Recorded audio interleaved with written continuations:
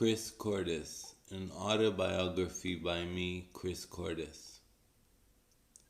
When I was a child, I grew up in Lebanon. I am Greek and Lebanese. When I was 5, there was a war in Lebanon, and my dad got a really good job with Apple in Dubai. So it was very interesting because we got a chance to leave and start our lives again. So we went to Dubai, and I was 5 years old, and I went to school. And going there, it was different. I wasn't making many friends, and I found myself lonely. And when I was around 8, I found myself drawn to boys, and I used to like boys, and I knew that I was gay, I just didn't know what it was. So I kept it to myself and told nobody. When I was 10 years old, in school, I was raped twice by the janitor. Very brutally raped. And I remember him telling me, if I tell anyone about this, then he's gonna kill me or kill my family. So I started acting up in school, so I would get kicked out and go to another school. And it worked. It worked. I tried it and it worked. So I went to another school and then did well. Never told my parents till I was 18. And they told me, why didn't you tell us when you were a kid? And I told them, you wouldn't have believed me if I told you. So when I was 14, we moved to a villa in Dubai. And I saw a girl 4 years older than me, and she invited me in. She was my neighbor. And I found out that she is American, and her father is from Kenya, and her mother is from South Carolina. So I became friends with them, and Liz was her best friend, and so Sarah and Liz became my best friends, and they would take me out. We would drive, because they were 18, so they could drive. We would drive, have lots of fun, go to restaurants and eat. Then I found out that they were born-again Christians. And so they took me to their church, which was fun, and I got to make friends there. And it was interesting and fun and weird at the same time. But my favorite thing that I remember from the youth group that I used to go to is our campouts. We used to go in February. We used to go to the desert and camp for 2 days. And I remember how freezing it was. We used to wear anoraks, like we were in Iceland or something. Because at night, the sand would be so freezing. It's like you're touching ice. So we would do pranks on people, and we would throw water on them when they're sleeping. A friend of mine had deep heat with him, and he sprayed this guy's back with full deep heat, and this guy woke up screaming and shouting. I know that it wasn't funny, but looking back at it now, it's a bit funny. So I became friends with them, and we all went out and things of that nature. I remember when I was 18, I started smoking, and when I went out of the church to smoke, this guy Rusty told me, you know what, you're gonna go to hell because you're smoking. And I was like, that's an extreme reaction to me smoking and you telling me that I'm going to hell. Because they believe that the body is the temple of Christ and therefore we should not ruin it. So it really stuck, it really stayed with me, and it stuck. And I was very, very hurt, very upset by what he said, and then I moved on. I used to sing in lots of singing competitions, and they were so much fun. And I used to win them all. I had 4 octaves. So Sarah would play the piano, and I would sing. And I remember singing all of Mariah Carey songs. I remember coming back home from school and watching the Madison Square Garden Mariah Carey concert. I used to be obsessed with it. She made me want to become a singer. And so for Christmas, I sang a Holy Night opera style, like Placido Domingo. It was his version.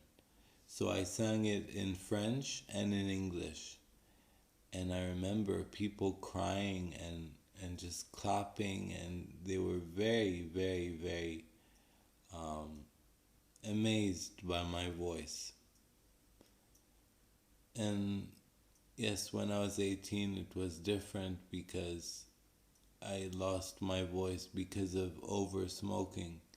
And up to this day, I still smoke, and so it kind of ruined a career.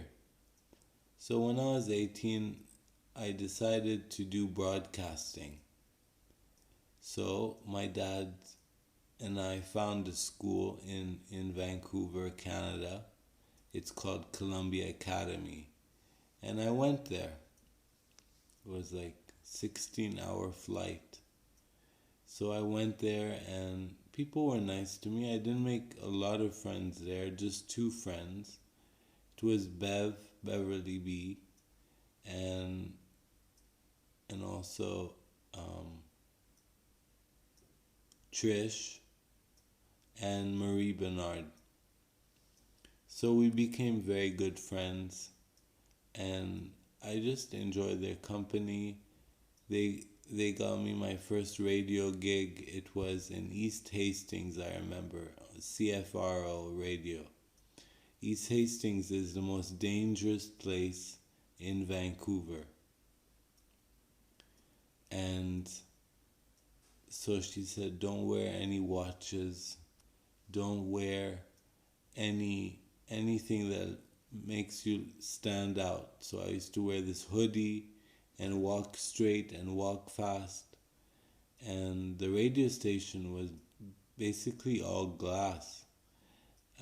But then she told me it's bulletproof because they don't want people shooting in, coming in for money, because they're known for drugs there. So we would start at around midnight. So she would go to Wendy's and buy lots of food and pick me up, and we would eat there and have fun and play radio. It was really fun and interesting. From then on, I got more gigs. I worked for MTV Music, and I did lots of other stuff. So one afternoon, I was reading a book. It was a self-help book, and it just gave me confidence. So I went to the most popular gay nightclub, and it was called the Odyssey. I saw this guy, I liked him, and I was dancing to remember the song. It was Intuition by Jewel, but it was remixed. It was more techno. And I was dancing and singing to it, and I kept on looking at him in his eyes. I kind of mesmerized him, bedazzled him. And he kept on coming closer and closer and closer, and then we started talking. Then it went to hugging and kissing, and then we had one night stand and went to McDonald's after that and talked. So that was my first experience with having sex. The next one was, there were no apps back then and things of that nature. There were just a hotline that you call, and then you meet someone on the phone, and if it clicks, you tell them where you live, and then you meet up.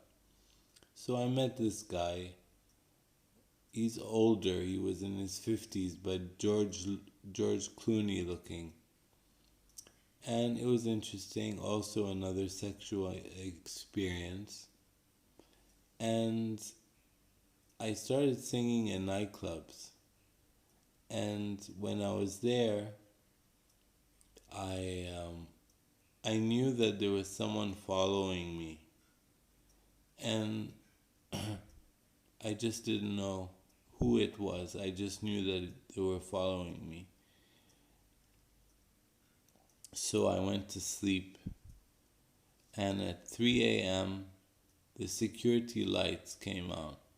So I look at I can only see the shadow because the curtains were light beige, so you can see if there's a shadow. I see a guy with a cap, and then I see a red light. So I just get up and I go to my roommate Bernardo and I tell him there's someone outside my window. So we forgot about that, and then he would come every night doing the same thing. And one night he came again and I saw this red thing. I wanted to know what it was. And I looked at it. I opened the windows and I saw him. I couldn't see his face because his eyes were on a camera. He was filming me. He was wearing a red cap and he was filming me. And I got really scared. Now, we called the police and we told them everything. They came.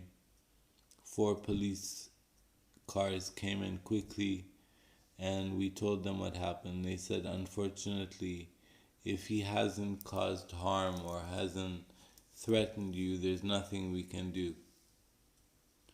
So the stalking continued, and one day I saw a hand inside my house, inside from the window, inside the house. And so I freaked out, called Bernardo again. We called the police. Again, there was nothing they could do, but they said we're going to leave a police car at the house for 2 days. So for 2 days, he never came. He knew they would be there. I don't know how he knew, but he knew they would be there. And one night, when they were not there anymore, I came back home and the door outside was spray painted in red and it said, "You're mine." So we called the police and we said, look, this is an act of vandalism and invasion of privacy and all of that. They said, yes, we're taking that seriously now and we're going to monitor everything. A week later, I had graduated and so I never really knew what happened, but when I called Bernardo, when I had moved on, he told me that they caught him. They caught him and put him in jail for 6 months and then they released him. So much for counting on the cops. So I was gone by then, so it didn't really bother me. I told bye, I said goodbye to my friends, to Bev, to everyone. And I just remember going out with Marie. We would go to these crazy parties where everybody would be smoking weed, and I tried it with a bong. And then we would go at 4 or 5 o'clock in the morning to Denny's. Denny's is an American restaurant chain that's in Canada and Vancouver. It's 24-hour diner. So I would order a chicken salad with honey mustard. Their honey mustard is divine. It's delicious. So we would go there and eat and have fun and talk. And then sometimes I would sleep at her house. I would sleep on the couch, and then she would sleep in her room. And she was a good friend of mine, and I really miss her. So it was time for me to say goodbye to Vancouver. And I moved to London and did some radio work there. No TV, but I did freelance commentator. I was a commentator on many shows. And I made friends with my roommate, who is Japanese. Her dad was a millionaire, and my family's very wealthy too. So we used to go to the Mandarin Oriental every afternoon at 4 o'clock. It's in Knightsbridge, opposite Harrods. So we would go there and have afternoon tea. It would cost about £60. So we would have the full afternoon tea, which means coffee or tea. I would have a soy latte with champagne. And then they would bring a tray, 3 trays on top of each other. They would be bagels with salmon, sandwiches, and cakes. So it was really fun. And then we would go to the Dorchester Hotel and have drinks. And almost every night we would eat at Nobu. Nobu is a very popular Japanese sushi restaurant. So we would go there and eat and spend 200 to 300 pounds there. We would go a lot to Sloane Street, which is behind Harrods. We would go to Dolce & Gabbana and buy so many stuff. So I lived the good life, It was interesting for me. And I enjoyed it. It was fun. I never had a boyfriend in my life. And in England, I never found anybody. I went to a gay bar once, and there was a Madonna song that I really liked, and I started dancing to it. And this guy was like a drag queen sort of a thing. He told me, "Who do you think you are? Who do you think you are dancing like this?" And at first I was like, why is he being so hostile? Why is he being mean? And then he said, "Can you buy me a drink?" All that so I could buy him a drink. I said to him, "Excuse me, I don't even know you. I'm going to buy you a drink." He said, yeah, you're right. Let's talk first. So we talked, and he was very weird, and I bought him a drink, and he left. So he just came for a free drink. And so I went on to Covent Garden, which is my favorite place in central London. And I started discovering that there were a lot of esoteric shops. I would go to restaurants there first, because my favorite restaurant is Orso in Covent Garden. And Lindsay Lohan would always go to Orso. So I decided to walk straight after Orso. I walked straight. Something told me go right. And I went right, and there was an esoteric shop. I had never seen it before, never been in one. And there was this woman, and she had all these vases, whatever you want to call them, that they would look like a vase, but then they would finish with a bottle cap ending to it. I don't know what you call these kind of bottles. Anyway, so inside there would be different colors. One was Florida water, one was different things. I said, "What are those?"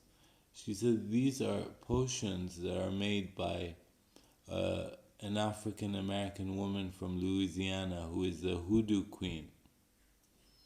So I said, "That's interesting." So I bought a money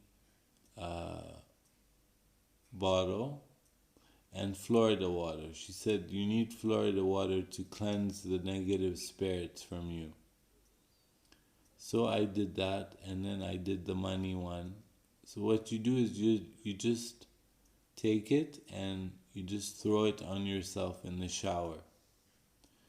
So then I did that. I felt so good. And my landlord, he invited me that night for his daughter's birthday, and I smelled like Florida water. I smelled like Florida water, and then she came and gave me a big hug. You know, she usually just says hi, but she gave me a huge hug, and I don't know what it was. Maybe the Florida water was drawn to her or something. But I felt her taking away part of me from that Florida water. It was a very weird sensation. And so we had a good party, a good dinner. And then I moved on to another place in Chelsea. The landlord was a woman. Her name is Madame Renard. She's French. And every weekend she would go to France driving to buy cigarettes because they're so expensive in London. In London, I was not poor, I was not so rich, but I used to smoke Mayfairs. Mayfairs were my favorite. They were about £5 or £4.5, I'm not sure. And although I love Dunhill is very good too. And so she would get all these French cheeses. She got this Spanish cheese that I really, really enjoyed. She had a party that night and she said, come, why don't you come? And I almost finished that cheese. It tasted like a mixture of Parmesan cheese with cheddar, and it was an orange cheese, Spanish cheese. And I was so drawn to that. I said, where did you get this cheese? I want to buy it. She said, we can't find it here in London. And she had a big Rottweiler, but this Rottweiler was a little teddy bear. He was so sweet and kind. But one day, I was alone in the house and I was making a sandwich. And he came to me. He started barking, but then like growling at me, like he was about to attack me. So I took a slice of turkey and I threw it on the floor, and he ate it and then left. I really think that if I hadn't thrown him a piece of meat, he would have bitten me. I don't know why. So then I was interested in acting, and my dad enrolled me in this school. But you have to do a video first for them to accept you. And it was a mixture of Alexander. I did a scene of the movie Alexander and a scene of The Others with Nicole Kidman. And I aced it. They accepted me directly. But I didn't want to go anymore. I don't know why. I just didn't want to go. So I went back to Dubai after that and started working on TV and things like that. Part-time shows. Interviews. When celebrities would come, I would interview them. In 2014, September 24th, Lady Gaga came to Dubai, and I interviewed her in the VIP room of the airport. She was wearing a beautiful, beautiful gown and a sapphire tiara made by a local designer. And it was fun, and then we went on to the concert, and she did amazing. She was really good live. She never lip syncs. and I really enjoyed the interview and the concert. So I then went on to do a lot of internet shows on Blog Talk Radio, iHeartRadio, and had my own show on iTunes. So that was good, and I was making money interviewing celebrities and writers and things of that nature. And that was very fun and good, and I wish to do more. I wish to have my own TV talk show.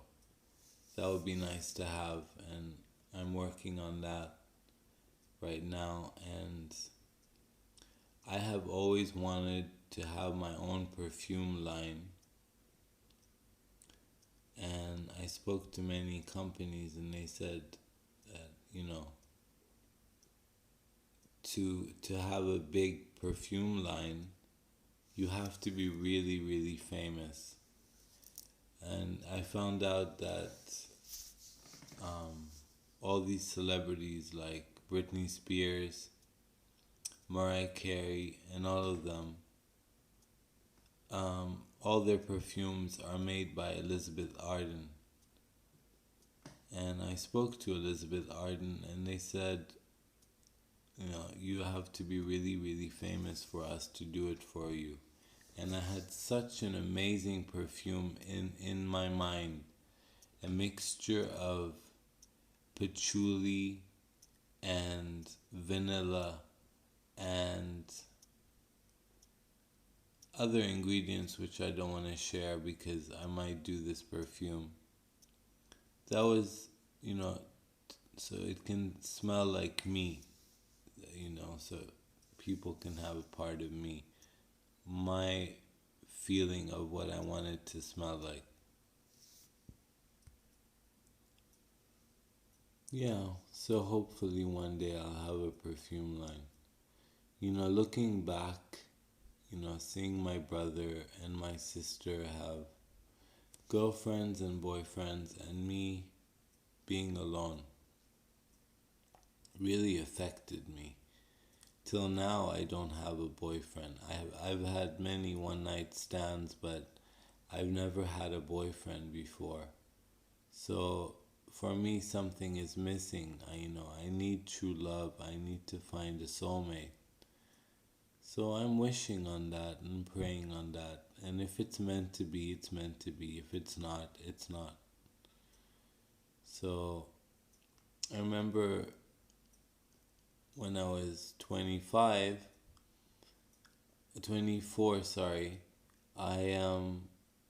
I bought a pug, and this pug was amazing. He really filled that hole inside of me. They're so playful, pugs, they call them the clown dogs because they like to entertain their masters. But this one was really crazy. He would poop 7 times a day in my room. Even though I opened the garden, I let him out, he would never poop outside. He would come back in and poop. So what I would do is I would feed him, then put him 4 to 5 hours in the garden, and still he would never poop. He would come back in and poop inside. So imagine cleaning 7 times a day the poop. We had a maid, but my mom says you're responsible for your dog, and so I had to clean up everything. And every time he tried to run away from the house. So one day he ran away, and I told my dad that. He ran after him, and my dad was like a football player. He jumped on him and tackled him and caught him. We then decided it was time for us to give him to somebody. So I put an ad. I don't know where I put an ad. And we got so many calls. And there was this family, a Jordanian man and a British wife who had 3 kids.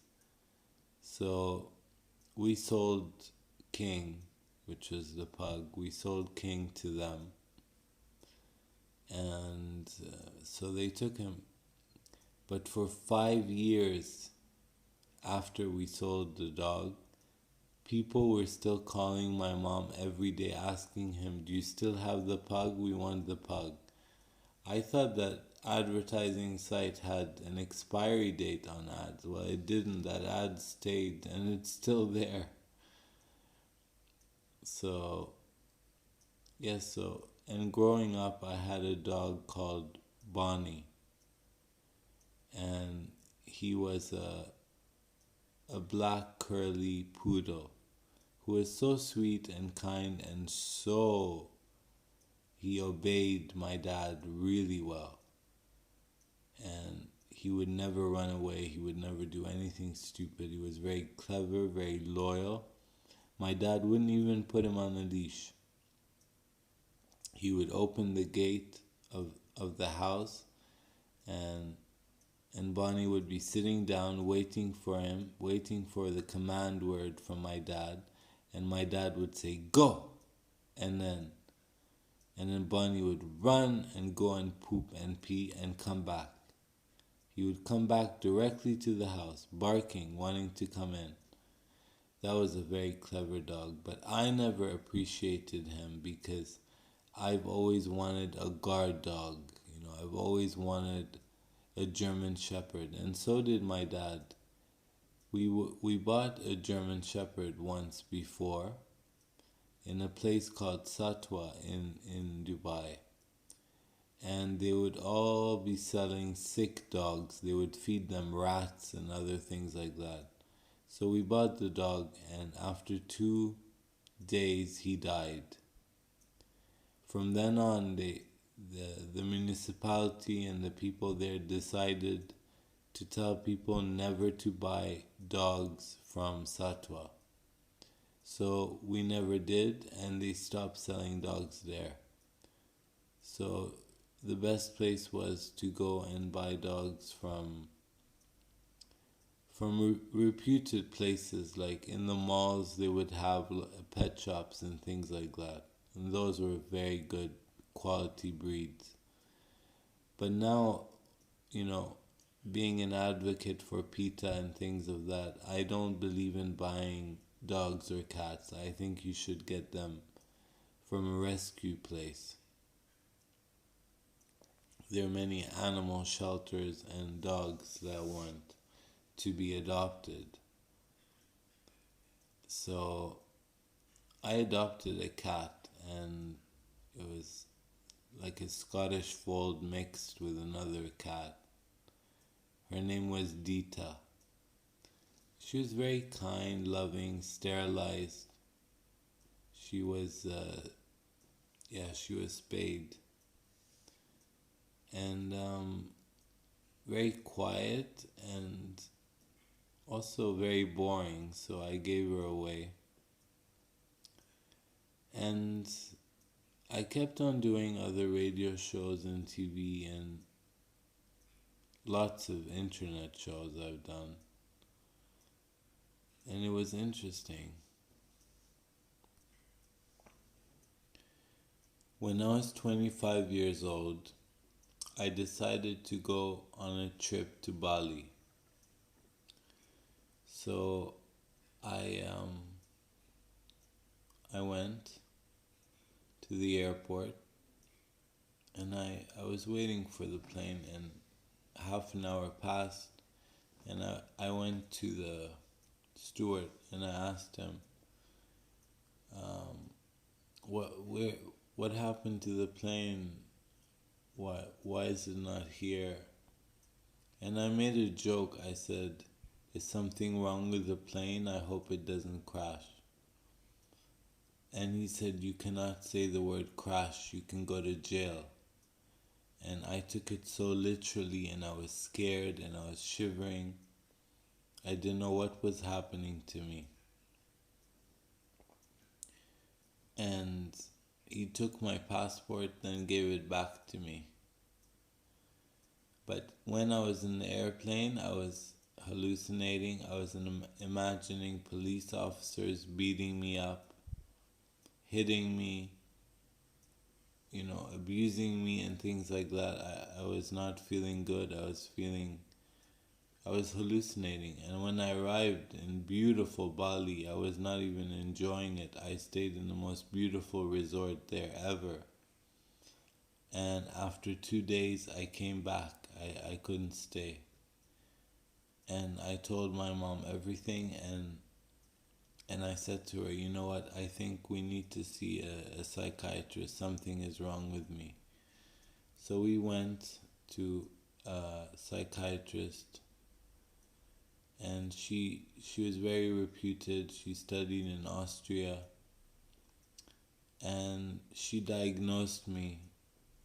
Uh, she said I had schizoaffective disorder.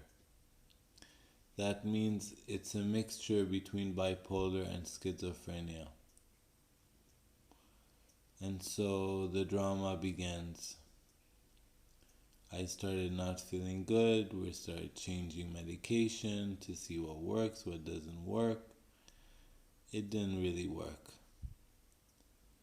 So then I moved to Lebanon, and I got put on another medication that didn't work. Came back to Dubai.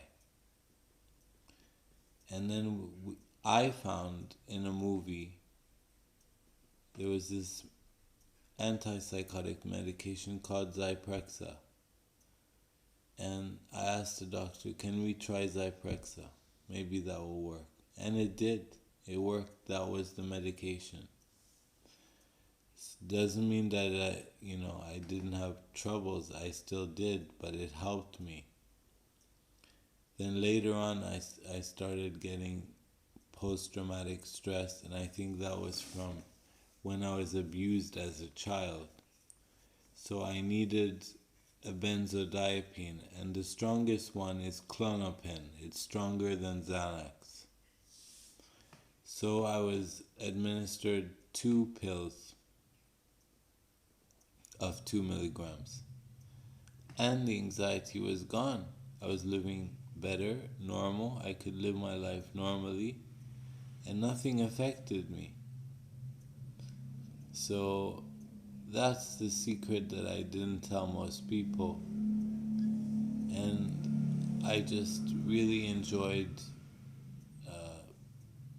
taking those medications, because they would really help me out, and to this day I'm still taking them, but lesser dosage, because I'm much better now.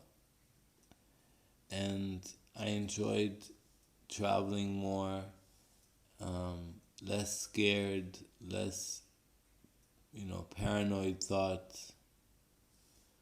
Then I went on to become an investigative reporter. I was very interested in crime and serial killers. So I did some digging and searching, and I was in London, and I started writing articles about serial killers, learning about serial killers, and see how their mind works so you can solve the case. To know how to catch a serial killer, you have to think like them. You have to go into their mind and understand. And I did lots of learnings on FBI profiling, how to find out if a person is a serial killer. Usually they start off very young by killing rabbits or cats or dogs. They enjoy that. And they keep trophies, like they keep the head, or they keep a piece of bone under their pillow. That's how they start. And then they go on to something different. They get sick of killing animals. It becomes boring for them. They want control, because somewhere in their childhood their parents were or alcoholics or distant. So they start to lose their self-esteem and mostly their confidence. So they feel impotent and they want to feel control. So the the reason behind the killings, it's not because they do it for fun. Of course they get a high, but they get a high of control. They like seeing the terror in their victims' eyes. This is what gets them off control. Some of them it's sexual, like Ramirez, Ted Bundy also, and also Jeffrey Dahmer. It was all about sexual things mixed with control. I'm not going to go deep into serial killers now, but most serial killers are white male, aged 20 to 45. And they're usually very smart, they're very charming. They could be a family man with kids and a wife, like Gacy. And they could be your next door neighbor, so it's very important. And what I always say in my show is that be careful when you go online. There are a lot of fake accounts on Facebook. People will friend request you, they want to meet you, but in the end what they want is to kill you. So be very careful about that. Moving on. If you ask me what's my type in a guy, I would tell you Josh Duhamel. I've always been in love with Josh Duhamel, and I know he's straight, but this is the type of guy I like. Also Josh Groban. So yeah, for that's it for the, love attraction. Back then in Vancouver, I experimented with drugs, with Bev. So I smoked 3 times only marijuana. I found it to be funny in a way, but the 3rd time that I smoked it, I became paranoid. And when they first diagnosed me, they asked me, "Have you ever taken marijuana?" I said yes. And they said that could be because the schizophrenia comes because of marijuana. Some people dispute that. I don't know. And twice I've tried ecstasy pills.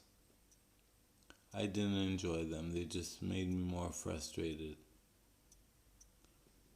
I've been dealing with weight all my life. I think after the abuse when I was 10, I started putting on weight on purpose as a shield so no one would prey on me. And that's an extreme reaction to someone's, lust over you. That's an extreme reaction. So, and I found out, and I started reading stories after stories after stories. So many girls and boys putting on weight on purpose just to shield themselves. And I prayed once to God and I said, "You are my shield and you are my reward." And I trusted him on that. So I started losing weight, but not that much because I had been obese. So I did a gastric sleeve surgery. Difference between gastric sleeve and gastric bypass is the gastric bypass, they kind of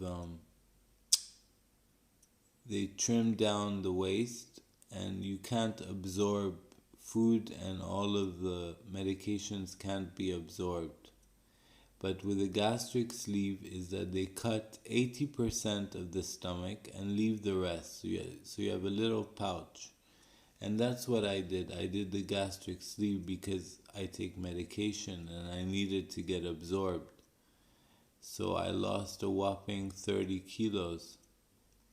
And I gained it back because I was very depressed.